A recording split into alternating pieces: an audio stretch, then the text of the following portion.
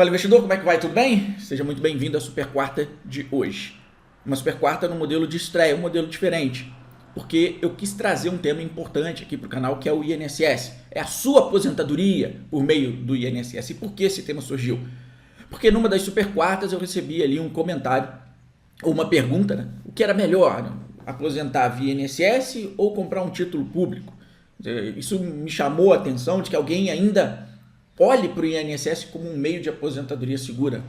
E com isso, me fez convidar um amigo para bater um papo sobre o INSS. Essa pessoa tem uma longa carreira dedicada ao INSS, principalmente cargos públicos, né, cargos públicos de alto nível, né, uma pessoa dedicada ao direito e que nada melhor do que ele, que entende do assunto, para falar para a gente o que é o INSS, quais são suas chances de aposentar, principalmente com a reforma da Previdência. E aí eu gravei essa entrevista, convidei, fiz a gravação e estou estreando ela aqui para você.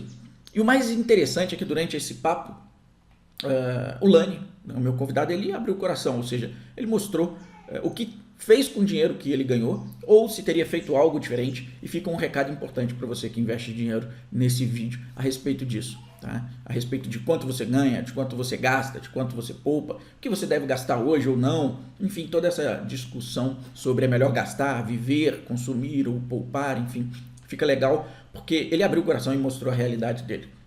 É isso. Fica então com essa entrevista, você vai saber exatamente o que é o INSS, os riscos que você corre. Tá? E bem-vindo à nossa Super Quarta de hoje e a gente se fala, roda o vídeo então. Fala pessoal, seguinte, eu convidei um amigo para a gente falar de um tema interessante e um tema preocupante. Se você está pensando em se aposentar e conta com o INSS para isso, lamento jogar um balde de água fria aí nas suas expectativas. Você não vai conseguir, essa é a realidade. Principalmente depois dessa reforma da Previdência, as coisas ficaram bem difíceis para você montar lá o seu pé de meia usando o INSS. Mas por que eu convidei o Lani Lima, que daqui a pouco eu vou apresentar, ele está ali, por que eu convidei para esse papo? Porque em uma das super quartas, que é um encontro que eu faço com investidores toda quarta-feira às 8 horas da noite, e se você não está inscrito para a Super Quarta, eu vou deixar um link aqui embaixo desse vídeo para você se inscrever e ser avisado toda quarta-feira. Na hora que eu for, estiver entrando no ar, eu mando uma mensagem para você. Então é importante você estar inscrito para ser avisado. E numa dessas Super Quartas, um investidor me perguntou se era melhor fazer a poupança dele usando lá alguns títulos públicos ou usar o INSS mesmo. E aquilo ali me deixou um pouco preocupado, né? Porque tem alguém que pensa em usar o INSS para aposentadoria. E aí eu convidei o Lani, que mais do que qualificado para falar do assunto, eu vou apresentá-lo primeiro e daqui a pouco passo a palavra para ele. O Lani, ele é graduado em Engenharia Química, em Análise de Sistema, pela UFRJ e depois pelo IBM Banco do Brasil. Mas o grande detalhe é que, em determinado momento da carreira dele, ele migrou para o direito, então graduou-se em direito, depois se especializou em direito privado, também se especializou em direito previdenciário, depois fez um mestrado também na área do direito. E a carreira profissional dele tem muito a ver com o INSS. Tá? Foi procurador, também foi procurador regional do INSS, ele foi procurador federal, depois procurador regional do INSS, também participou de docência do direito civil em faculdade em São Paulo, foi de um grupo de cobrança de devedores do INSS, foi procurador-chefe estadual, enfim, foi uma carreira longa, procurador federal, uma carreira longa, dedicada ao direito, dedicada à procuradoria, dedicada também à docência e dedicada também ao INSS. Lani, muito obrigado por ter aceito o convite, por ter parado um pouco do seu tempo aí, para poder falar comigo e com as pessoas aqui que me assistem no canal sobre esse tema específico que é o INSS. Bem, Gustavo, antes de mais nada, eu agradeço o convite.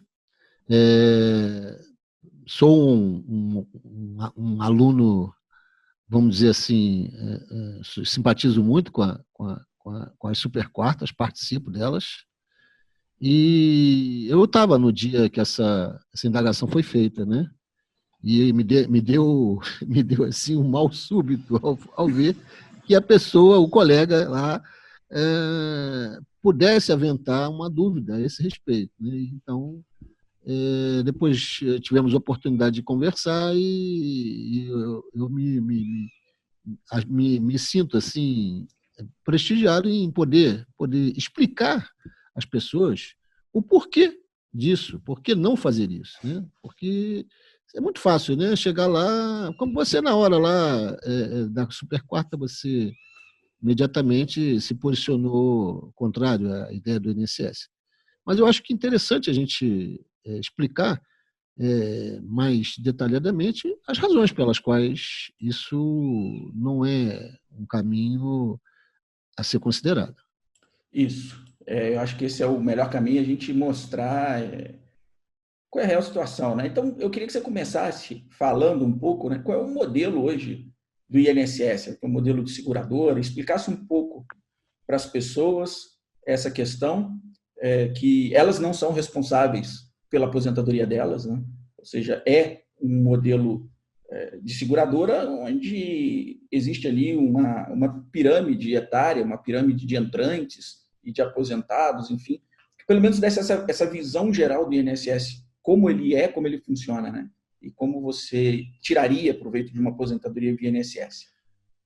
Bem, Gustavo, eu acho que, a princípio, é importante explicar o seguinte: no mundo todo, não só no Brasil, existem dois modelos de previdência pública, né? São dois modelos. O modelo convencional que nós conhecemos, que é o modelo de repartição de receitas e solidariedade, onde as pessoas contribuem não propriamente para a sua própria aposentadoria, e o regime de capitalização, aquele onde cada um contribui exatamente como se fosse uma conta, numa corretora de valores ou de investimentos para a sua própria aposentadoria. Esse modelo nós ainda não temos, ele está sendo introduzido agora também, é um dos temas que foi introduzido na reforma. Mas, de uma forma geral, então, o primeiro modelo da repartição de receitas, solidariedade, sempre foi o norteador da Previdência Oficial no Brasil, né? E é preciso que as pessoas tenham em mente que o INSS, a Previdência Oficial, ela nada mais é de uma companhia de seguros. Ela é uma companhia de seguros pública. Qualquer pessoa que trabalhe e tenha uma atividade remunerada, seja economicamente ativa, ela é segurada obrigatória do INSS, goste ou não goste, né? Eu, você, qualquer um. Empregado, não empregado, autônomo, avulso, de qualquer maneira você é um segurado obrigatório. Agora, claro, se você é um segurado com um vínculo laboral com alguma empresa, né, essa empresa, ao te pagar, ela vai fazer uma retenção na fonte dessa contribuição e você não tem escolha. Você vai contribuir para o INSS, gosta ou não gosta. Se você é um profissional autônomo, um empreendedor, aí você tem alguma escolha. Por exemplo, quem tem uma empresa, ela vai ter que contribuir alguma coisa para o INSS? Vai.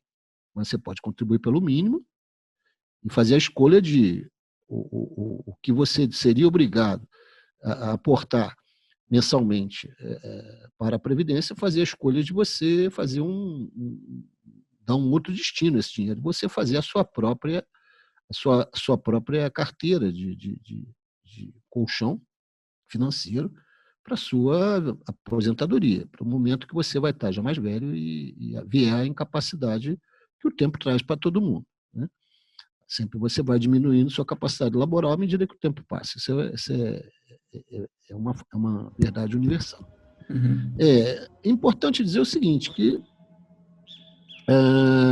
lá no início de qualquer sistema de previdência, né, quando começa um sistema de previdência, o raciocínio que eu vou fazer agora é para mostrar o defeito, onde está o defeito que gerou esse quadro atual de desequilíbrio financeiro total. Quando começa qualquer sistema de previdência, imagina que a gente comece um município foi instituído hoje, novo, e o prefeito, ao invés de se filiar, contratar funcionários pelo regime geral da Previdência, pela CLT, ele resolve fazer um instituto de previdência próprio. criou um Instituto de Previdência próprio.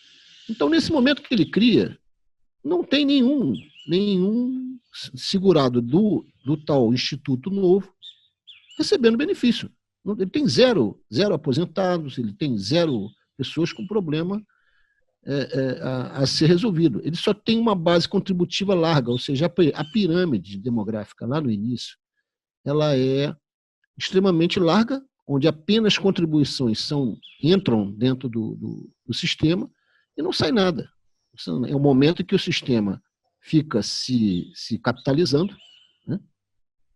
E só depois de algum tempo é que virão a acontecer as primeiras necessidades. E aí a pirâmide já começa a mudar, né? Não é mais uma pirâmide com o tempo. Ela né? No início ela é uma pirâmide extremamente larga embaixo e em cima pontuda sem ninguém lá em cima. Entendeu? E aí é isso. Esse formato inicial de qualquer... Foi a do INSS. Também foi a do INSS. O formato inicial. Tá.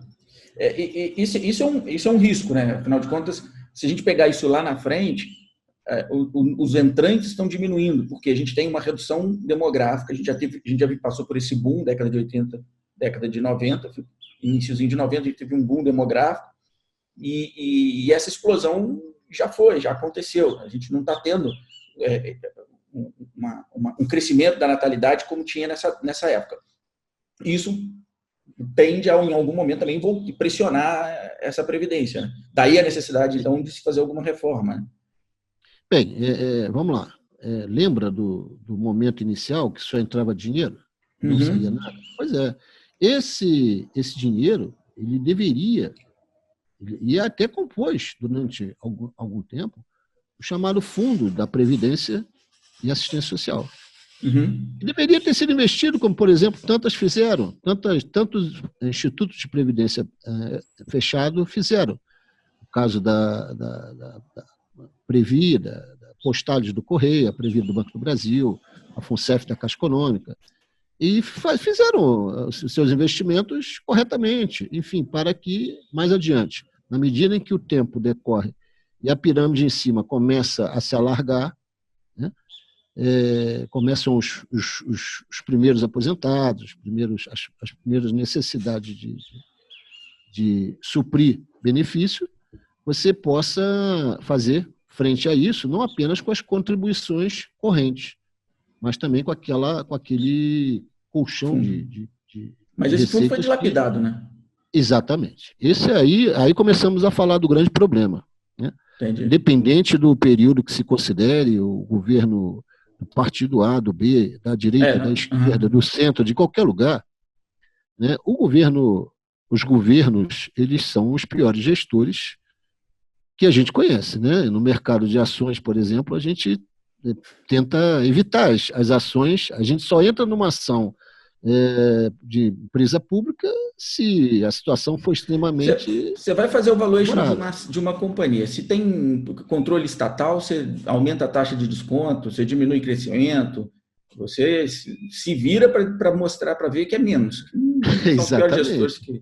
É isso aí. Exatamente. Então, e esse fundo, ele foi sendo dilapidado ao longo do tempo. Mas não dilapidaram só esse, né? Dilapidaram a Previ, dilapidaram eu não sei se o da Caixa dilapidaram, mas o da Petros dilapidaram, o Correio, coitado, o pessoal aí também não tem como aposentar, enfim.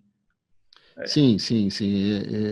E aí, na hora que eu trabalhei, por exemplo, também anteriormente à Procuradoria, eu trabalhei no Banco do Brasil. E eu convivo em grupos dos ex-funcionários, as pessoas que...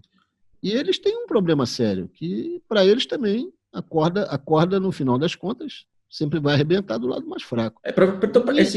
O recado disso é o seguinte: se você está aqui assistindo o vídeo e está pensando em se aposentar, se a sua aposentadoria está na mão de um gestor público, seja através de um fundo de pensão, seja através do INSS, meu amigo, você está em maus lençóis. Acho que esse é o recado principal dessa parte, desse risco embutido no INSS. Né?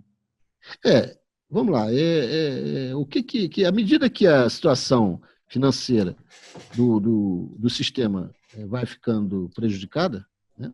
Ou seja, não se pode mais contar com o fundo, é necessário fazer com que as receitas correntes suportem o total de benefícios que são pagos, e os fatores de evolução da sociedade, de certa maneira, também não ajudam, como você falou. A taxa de natalidade ao longo do tempo, embora em algum momento lá para trás tenha sido acelerada, hoje está muito mais reduzida, então menos pessoas economicamente ativas estão disponíveis para trabalhar. Também, ao mesmo tempo, vivemos já um momento em que temos a situação de desemprego extremamente elevada, então isso retira muita gente da base contributiva da Previdência. E o crescimento da informalidade, que e também o crescimento da informalidade. Tira gente exatamente, em fase contributiva do sistema. Exatamente. É bom abrir um parênteses que a informalidade no trabalho não é nada pejorativo. Né? Não, muito pelo contrário. Eu acho que nesse ponto aí Veja bem, é necessário explicar uma coisa. O que torna tudo tão complicado de você confiar que você lá na frente possa ter direito realmente, o seu direito seja respeitado, você lá na frente possa ter uma aposentadoria. Justamente a insegurança jurídica que se estabeleceu quando o assunto é Previdência Social. Ora, as questões que envolvem o INSS, via de regra, quando elas tomam dimensões coletivas, elas têm repercussão geral, que é uma palavra que tecnicamente no mundo jurídico é de muita importância, elas vão parar as discussões vão parar no Supremo Tribunal Federal. E lá, o Supremo Tribunal Federal, ele deveria analisar estritamente sob o ponto de vista jurídico, mas não é bem isso que acontece. As circunstâncias sociais, elas são consideradas também. E nesse bando de discussões previdenciárias, né, se o segurado reclama disso, reclama daquilo, as associações de classe vão ao Supremo para reclamar que o governo fez uma alteração tal ou qual, com isso o Supremo Tribunal Federal criou uma forma de permitir com que as alterações legislativas elas fossem válidas, modificando a qualquer momento as circunstâncias que você tem como condição para aposentar, com o seguinte raciocínio: se você está trabalhando para futuramente cumprir aquele leque de condições, você não tem um direito adquirido, você tem só uma expectativa de direito. Você só vai ter direito adquirido se você completou totalmente as condições para aposentar no momento que aquela legislação que estava vigente à época da sua aposentadoria. Imagina, então, que hoje, com essa reforma que tivemos agora, você trabalhou lá já 25, 30 anos da sua vida e já está quase pertinho de aposentar. Vem uma reforma. Pô, mas espera aí, eu contribuí esse tempo todo aqui com essa regra e tal. Tá certo, você vai ter uma regrinha de transição, mas, no fundo, você vai estar muito mais próximo da regra nova do que o que você tinha antes. E você não tem direito adquirido. Você tem uma mera expectativa de direito. A regra então, essa é uma insegurança. Exatamente, é uma insegurança que torna duvidosa qualquer tentativa de previsão para o futuro, né? Ainda mais diante de uma reforma que foi feita. Isso, ainda mais se você estiver entrando agora do sistema, né? Se você estiver entrando agora, provavelmente, em circunstâncias normais de temperatura e pressão, dificilmente você vai aposentar, porque qual é a regra geral no momento, né, para um homem?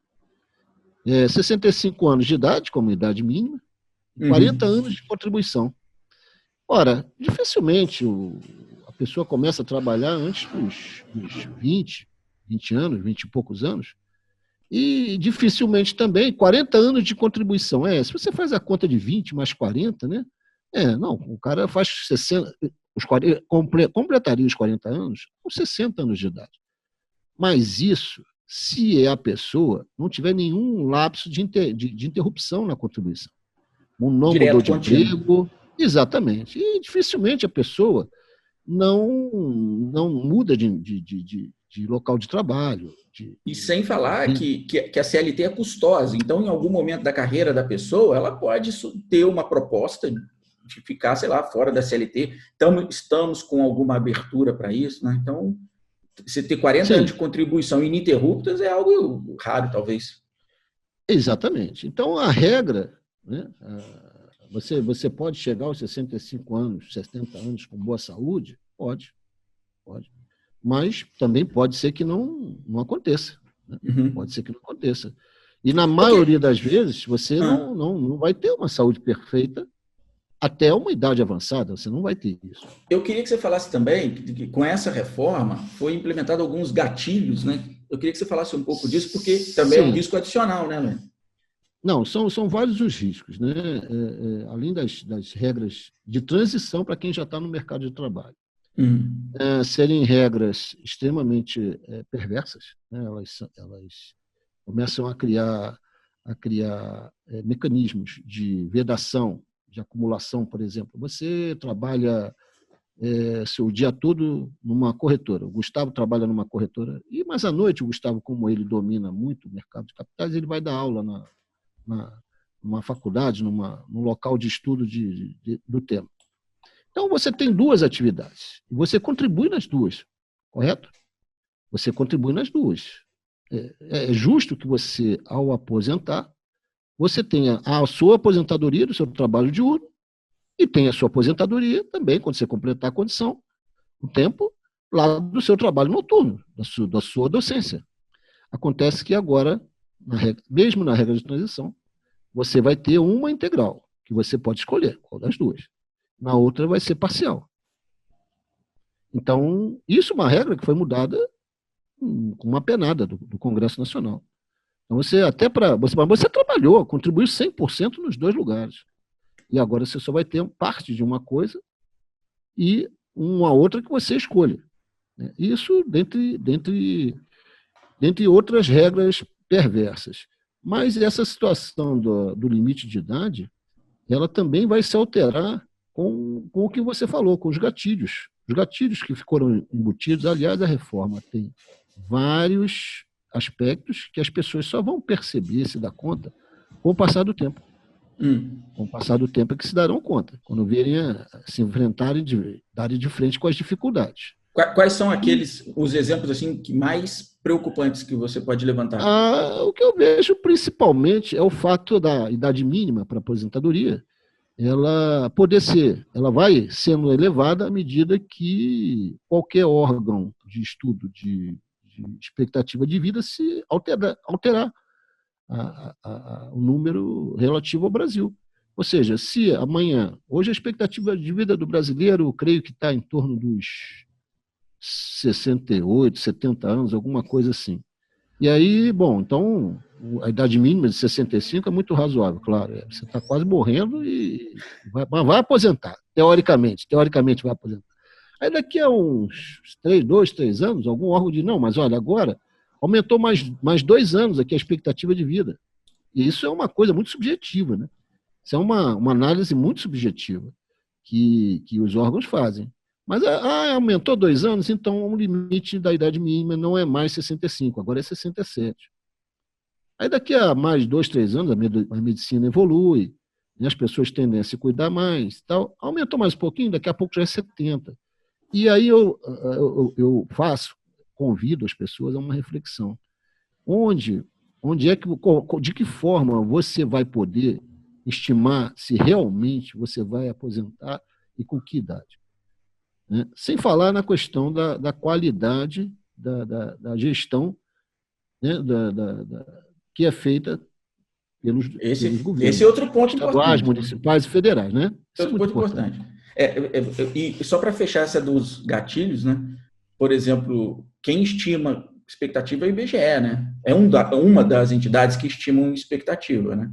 Sim, o IBGE é uma delas, né? Então, e é do governo, né? E é o governo que controla. E, eventualmente, estamos aqui precisando de fazer... Esse é o problema, é a administração trabalhando primeiramente com a ponta da caneta e a máquina de calcular do lado. Né? Mas beleza. Só quis levantar essa bola para o pessoal entender mais ou menos. Quer dizer, você já está no risco e ainda tem o gatilho do risco. Mas, enfim. Sim. E agora, sobre a nova Previdência, você disse que tem o regime de capitalização que você seria responsável. Se você quiser entrar aderindo ao regime de capitalização, você pode.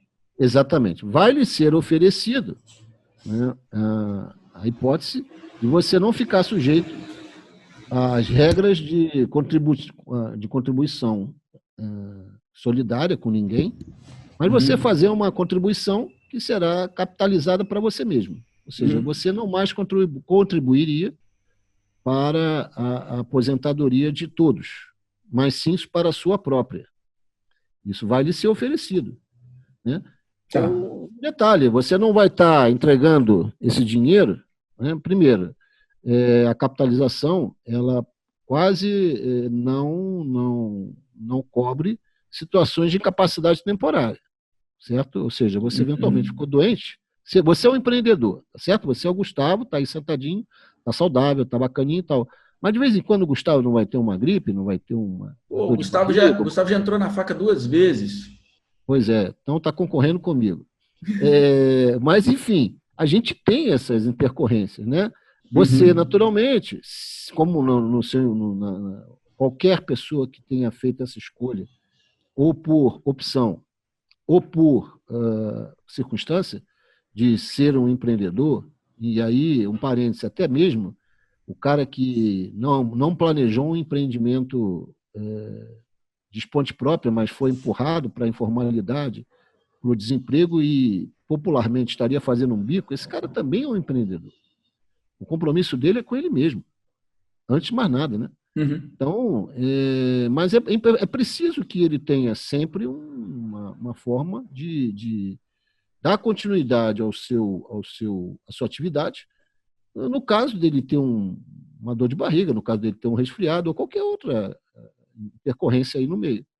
Né? E aí, por exemplo, no seu caso, eu tenho certeza que você tem uma forma de dar seguimento ao seu trabalho, tem pessoas que lhe auxiliam, e que isso é normal dentro de qualquer atividade autônoma. Né? Mas é uma coisa que é uma bênção, na verdade, porque você tem a escolha. Você pode fazer essa escolha de, eventualmente, pegar lá 20% do seu salário, né? E o autônomo tem uma contribuição mais ou menos em torno disso, e aportar para o INSS. Ou você pode pegar esses 20%, né? E fazer um plano de investimento próprio, consciente, racional, em que você seja o responsável por isso. Mesmo porque no plano de capitalização, o gestor da tua grana é o governo, né? Exatamente. É o mesmo pior gestor que nós conhecemos.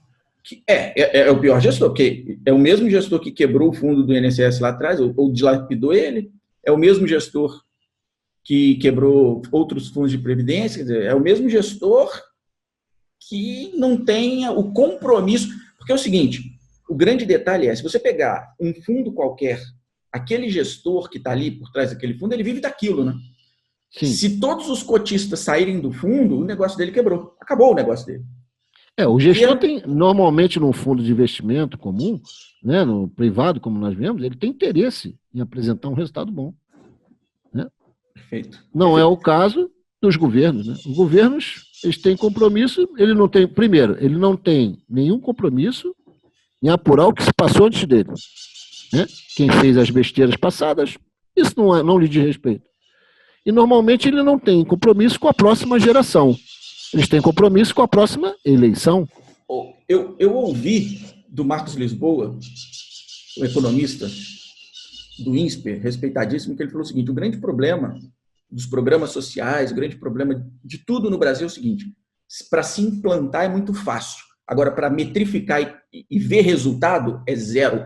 Não existe. Exatamente. Não se metrifica Bolsa Família, não se metrifica FIES, não se metrifica Minha Casa Minha Vida, nada é metrificado. Agora, para se implementar, é uma beleza. Mas então você vai deixar o seu dinheiro, né, num regime de capitalização, cujo gestor é o governo, que sequer tem um compromisso de metrificar a rentabilidade, de comparar essa rentabilidade com um benchmark, com CDI ou com o que quer que seja, né, Elaine? Então, apesar de ser uma opção, na minha concepção, até uma evolução do modelo, afinal de contas, você é o responsável pela sua aposentadoria, ok? Só que tem ali ainda um problema que é deixar isso nas mãos de um gestor que não tem a qualificação para te entregar resultado. E aí eu completo com o que você falou. Aprender a fazer você mesmo, apesar de parecer um caminho até mais longo, né? Afinal de contas, você vai, eu entro no regime de capitalização e lá na frente eu vejo. Aprender a fazer você mesmo, o resultado no longo prazo com certeza é melhor, maior. Porque se você não toma conta do seu dinheiro, ou não tem a vontade de tomar conta, ou não tem essa preocupação, ok, entrega para o governo. Né? Eu fico contente ao participar lá na Super Quarta e verificar que na plateia, visivelmente, a maioria das pessoas, elas são pessoas mais jovens do que eu, bem mais jovens.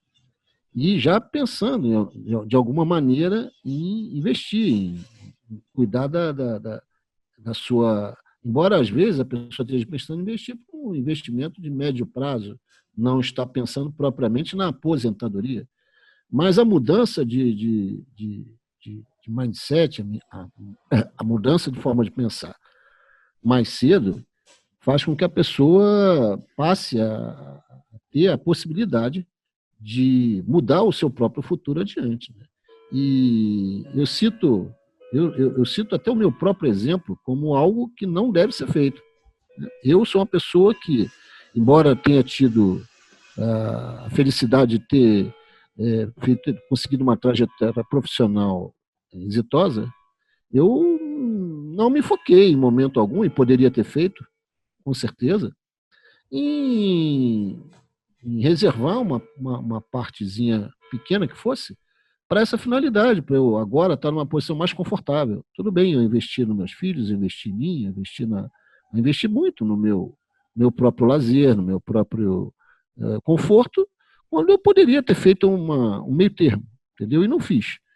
E hoje, aos 62 anos, eu descobri que, primeiro, eu não estou isento de acontecer alguma coisa comigo, já sou uma pessoa cardiopata, já com uma cirurgia cardíaca, sou um cara hipertenso, já me descobri diabético, entendeu? E agora com uma intercorrência na próstata. Então, beleza. As coisas acontecem com todo mundo. Né? Então, eu sou o exemplo vivo de que as coisas poderiam ser melhor. A coisa de um ano, no máximo, que eu passei a me focar mais nesse assunto, e a coisa nos 3 meses que eu comecei efetivamente a fazer alguma coisa num planejamento lógico. Eu não vou fazer um planejamento para daqui a 10, 15 anos. Eu vou fazer um planejamento para daqui a 3, 4 anos ter uma outra realidade financeira na minha vida. E o que você falou é o seguinte, essa discussão longo prazo, curto prazo, eu acho, de certa forma, até inócua, porque o que é o longo prazo? Nada mais é do que uma sucessão de prazos menores, uma sucessão de curtos prazos. Você pode até investir com foco no curto prazo, ok, mas ninguém investe no curto prazo para tipo, vou investir por um ano, depois eu vou desaparecer, não quero fazer mais nada da vida. Não, isso não existe. Então, assim, você investe no curto, mas com expectativas de longo. O que você quer, talvez, é tirar do mercado, em prazos menores, uma rentabilidade superior para ir acumulando essas rentabilidades. E o mercado financeiro ele oferece oportunidades tanto em prazos menores, quanto em prazos mais longos e por aí vai. E para a gente encerrar, a gente já está com bastante tempo de bate-papo, acho que esclareceu bem alguns pontos importantes. E você, inclusive, dando seu depoimento, né, porque você, pela sua carreira, né, os lugares que você trabalhou, ocupando cargos de nível maior, salário nunca foi problema para você. Então, se você não conseguiu ou não se preocupou com isso, é porque em algum momento a ficha não caiu para você que era preciso guardar uma parcela do que se ganha, né? Independente do montante que se ganha. E aí, colocar aí na mesa essa questão de fazer você mesmo, tirar uma parcela do que você ganha, colocar em investimentos que têm a capacidade de multiplicar a base monetária sua, ao invés de ficar aí esperando algo do governo, de uma previdência, o que quer que seja. Acho que esse ponto que você tocou aí da sua experiência, né, e do que você viveu na prática, eu acho que é o melhor recado que a gente pode dar, né, Elaine?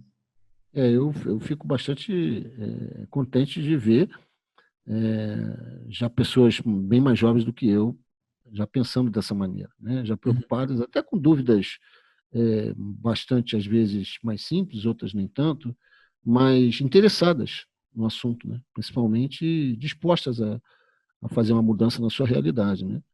Outra coisa que eu acho bastante elogiável em todo o processo aí de aprendizado, né, que a gente faz nessa área de investimentos, é a possibilidade de você estar sempre, como você mesmo fala, mudando de ideia. A importância de você estar sempre observando o que está acontecendo, não levar a história do buy and hold com o felizes para sempre, o casados até que a morte nos separe, entendeu? E estar sempre em condições de mudar de ideia, né? E estar fazendo isso é que vai te levar a ter um resultado bacana no médio prazo, Alocação até no inteligente de curto, capital. exatamente. Exato, Porque o exatamente. nosso capital é finito, né? Não é igual os bancos centrais pelo mundo inteiro que a gente pode imprimir dinheiro, quem dera. Exato. Então, eu vejo que uma das coisas que eu percebo que você faz com facilidade é mudar de ideia. Mudar de ideia porque alguma razão que antes lhe convencia passou a não lhe convencer mais.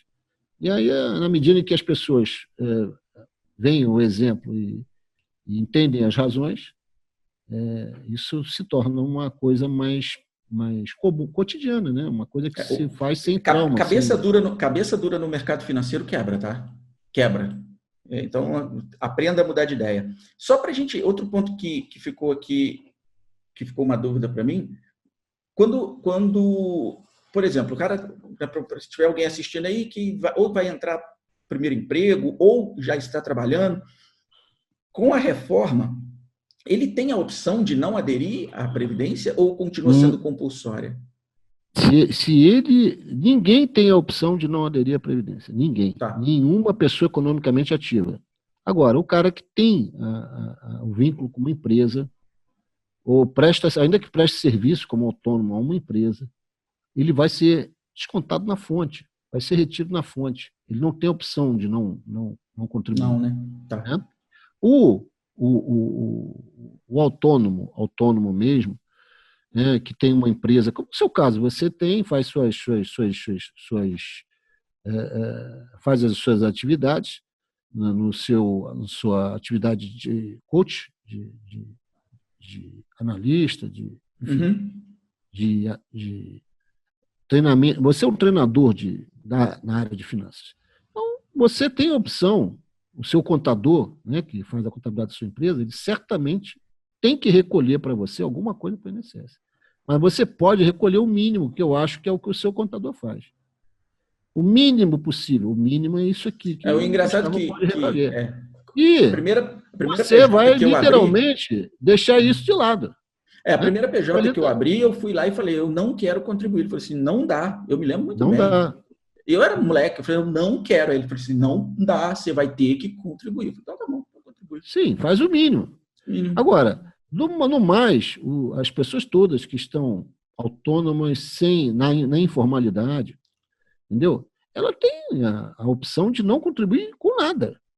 Porque o INSS não vai atrás de ninguém, pessoa física, entendeu? Para absolutamente nada. Apenas você depois não vai também poder ir lá pedir um benefício. Mas, em contrapartida, né? Você se tornou um gestor da sua própria capitalização, né? Então, pega essa grana que vai sobrar, porque você não vai dar para o INSS, e aprende a investir de uma vez por todas. E aí, apenas para encerrar o raciocínio, que às vezes as pessoas com quem eu tenho conversado sobre investimento, você tem uma faixa de renda maior que a minha, é mais fácil falar em investimento. Aí eu falo, olha só, cara, o cara que ganha 20 mil, né, será que ele pode realmente, 20 mil por mês, Será que ele pode realmente investir mais do que um sujeito que ganha 4 ou 5 mil? Ah, claro que pode. Eu falei, depende. É o raciocínio que tem que ser feito. Se o cara ganha 20 mil e gasta 20 mil, né, ele não tem como investir nada. Então, depende de como você se programa. Né? Se você ganha 5, mas consegue viver com 4, então você pode investir 1.000 todo mês. E de repente até mais do que quem ganha 20 e fica no rotativo. Exatamente. Então, assim, aliás, é uma ilusão. É uma enorme, é uma multidão de gente nessa situação. Que acha que eu ganho 5, mas se eu ganhasse 20, eu investiria. Mentira, se você ganhasse 20, você ia jantar fora mais vezes, você entrava num financiamento imobiliário, num financiamento de um carro, e na hora que você ia ver, todo o seu orçamento está comprometido. Exatamente, está aqui na sua frente a prova viva disso. É isso aí. Bom, eu queria agradecer sua participação. Você quer dar um recado final, colocar mais alguma coisa aqui na pauta? Não, eu só quero aconselhar firmemente a quem assiste aí o canal do Lobo a raciocinar em fazer uma reflexão sobre a situação que o país vive, a situação que o sistema previdenciário vive, e pensar que o tempo passa, a coisa mais democrática do mundo é o tempo, ele passa igual para todo mundo. E acreditem, todos irão ficar mais velhos, todos irão ter mais necessidade na medida em que se torna mais para perto da terceira idade. Então, é necessário que você tenha essa percepção, e quanto mais jovem você fizer uma atitude proativa para evitar uma situação de desconforto futuro, será, eu acho que o melhor conselho que eu tenho a dar para o ouvinte aí do canal do Lobo. Três conselhos, né? Foque em aumentar sua renda, de qualquer forma, foque em aumentar sua renda. Mantenha os seus custos, o seu padrão de vida como é hoje, porque se você vive hoje com essa situação, você vive bem, né? E aprenda a investir esse dinheiro que vai sobrar. E agora aprenda a multiplicar esse dinheiro, né, Elaine? Exatamente. Aprenda a multiplicar esse dinheiro. Exatamente. Beleza. Esse é o recado, e eu acho que a contribuição que eu posso dar aí e deu uma banana para esse tema, né, para essa reflexão, né? E deu uma banana para o INSS. Entender que, mesmo às vezes obrigado, né, porque eventualmente você tem também pessoas que vão estar no seu público que trabalham com uma carteira assinada, trabalham prestando serviço para uma outra empresa que vai reter na fonte. Ainda assim, não conte com isso lá na frente. Pense como um dividendo extra, futuro extra, que pode cair na tua conta. E a última coisa que não é o nosso tema, mas eu vou me permitir falar, é uma sugestão que eu dou aí para você. Eu sei que, depois que nós nos conhecemos, já entendi que você é apaixonado pelo investimento em valorização das ações, né? Mas tem pessoas que adoram e são focadas extremamente em dividendos. Então, eu vou te dar a sugestão de você também, em algum momento, algum cantinho lá do canal do Lobo, fazer alguma coisa, fazer uma análisezinha mínima, que seja daquelas coisas que você considera melhores para quem gosta da posição de dividendos, né? Pode deixar. Vai ser o tema de uma super quarta. Tá bom, então.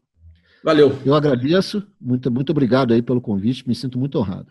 Valeu, Lani. Obrigado, cara. Obrigado de coração. E valeu. É isso aí. Um grande abraço. Um abraço.